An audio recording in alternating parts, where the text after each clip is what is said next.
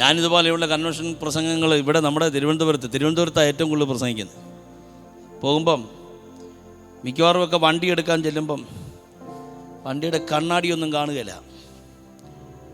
Innova എന്ന് പറയുന്ന വണ്ടിയുടെ കണ്ണാടിയൊക്കെ പറിച്ച് കളയണമെങ്കിൽ ഒരു 4 പേരേലും പിടിക്കാതെ പോവുകയില്ല.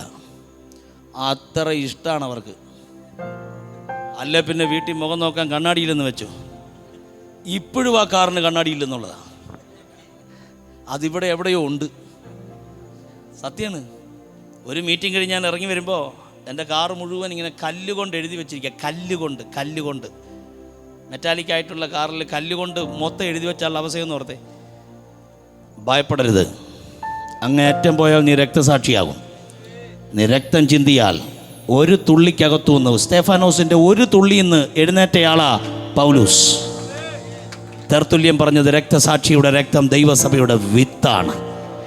ഇന്ന് രാത്രി ഇനി സുഖിപ്പിക്കുന്ന പ്രസംഗങ്ങൾ പറഞ്ഞും ആടിപ്പാടി വീട്ടിൽ പോകേണ്ട കാലമല്ല. അങ്ങനെയാണ് ട്രഡീഷൻ തലയ്ക്ക് പിടിച്ചെന്ന് അതിൻ്റെ അർത്ഥം. ഇതിൻ്റെ അകത്തുനിന്ന് ചിലർ എഴുന്നേൽക്കണം.